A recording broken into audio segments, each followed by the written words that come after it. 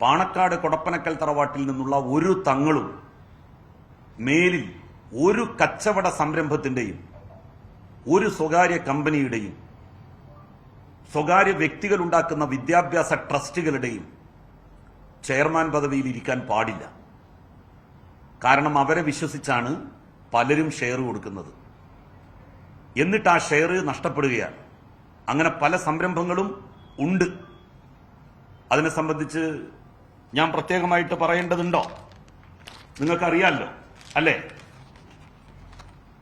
അത്തരം സംരംഭങ്ങൾ നിരവധിയാണ്. എത്രയോ വിദ്യാഭ്യാസ സ്ഥാപനങ്ങളുണ്ട്. സമസ്തയുടേതോ ഏതെങ്കിലും ഓർഫനേജുകളുടേതോ ഒന്നുമല്ല. അത്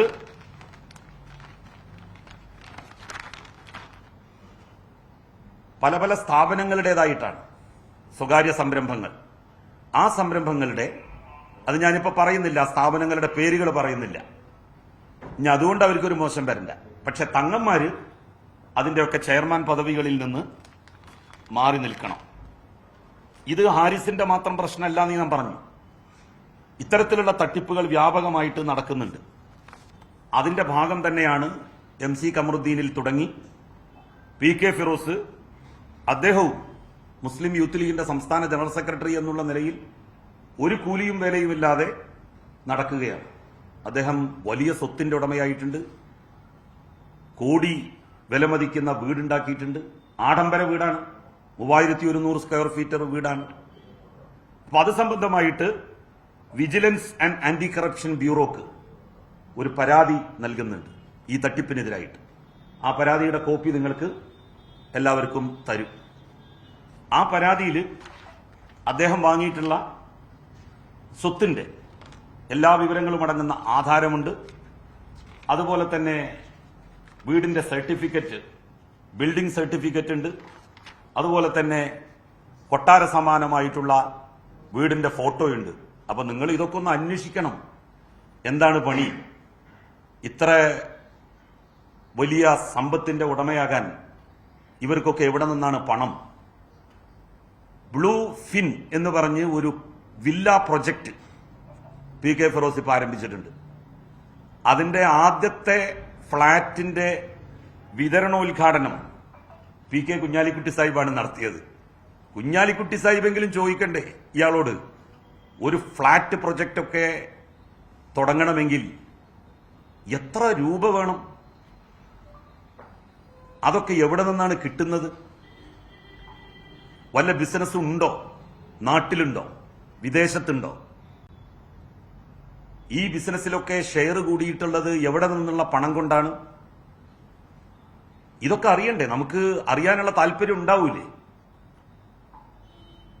അപ്പൊ വലിയ ആഡംബര ബ്രഹ്മത്തതയിലാണ് ഇവരൊക്കെ ജീവിക്കുന്നത്. അദ്ദേഹത്തിന്റെ സഹോദരൻ പിടിക്കപ്പെട്ടു. ഇപ്പോ സഹോദരൻ പിടിക്കപ്പെട്ടിട്ടുള്ളത് മയക്കുമരുന്നുമായി ബന്ധപ്പെട്ട കേസിലാണ്. സ്ഥിരമായിട്ട് അദ്ദേഹം മയക്കുമരുന്ന് ഉപയോഗിക്കുന്നതായിട്ടാണ് പോലീസ് കണ്ടെത്തിയിരിക്കുന്നത്.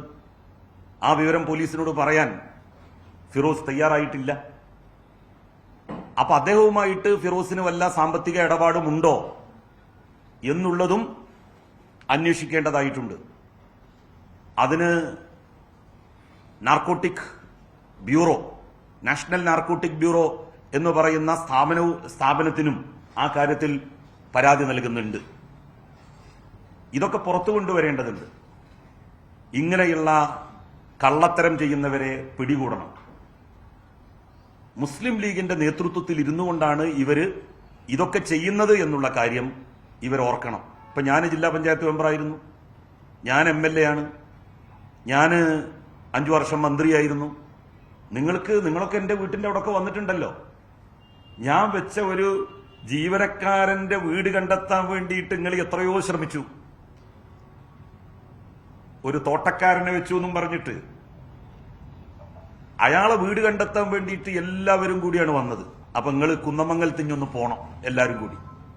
എന്നിട്ട് ഇത്ര വലിയ വീടൊക്കെ എങ്ങനെയാണ് ഉണ്ടാക്കിയത് എന്നുള്ളതിന്റെ സോഴ്സ് വെളിപ്പെടുത്തട്ടെ. സാധാരണ നമ്മളൊരു പത്രസമ്മേളനം നടത്തിയാൽ 1 മണിക്കൂർ കഴിയുന്നതിന് മുൻപ് 4 പത്രസമ്മേളനം വിളിക്കുന്ന ആളാണല്ലോ. എന്താ ഒന്നും ഉണ്ടാത്തത്? ഈ പണത്തിന്റെ സോഴ്സ് എവിടെ നിന്നാണ് എന്നുള്ളത് പറയണം, വ്യക്തമാക്കണം. എവിടെയൊക്കെയാണോ പരാതികൾ കൊടുക്കേണ്ടത് അവിടെയൊക്കെ പരാതികൾ അദ്ദേഹത്തിന്റെ നാട്ടിൽ നിന്ന് തന്നെ കൊടുക്കുന്നുണ്ട്. വിജിലൻസിനാണ് നേരിട്ട് തന്നെ നമ്മൾ കൊടുക്കുന്നത്.